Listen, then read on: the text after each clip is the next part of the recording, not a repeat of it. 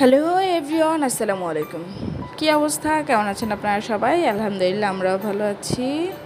আমার বাসার এই অবস্থা দেখে কেউ ভয় পেন না। এখন কিন্তু প্রায় রাত 11টা। তখন আমার হাজব্যান্ড মুরগি নিয়ে আসছে। মুরগিটা কেটে কুটে আমি রেখেছিলাম।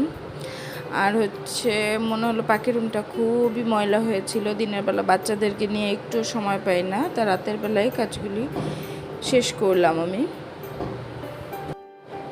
ফ্রিজের ড্রয়ারের অবস্থা খুব খারাপ ছিল, তাই সেইটাও ভাবলাম একটু ধুয়ে রাখি।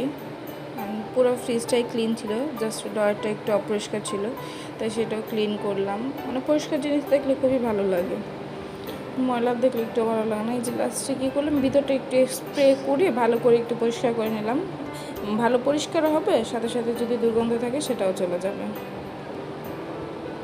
এই যে দেখেন কি সুন্দর চকচক ফক ফক করছে, তাই না?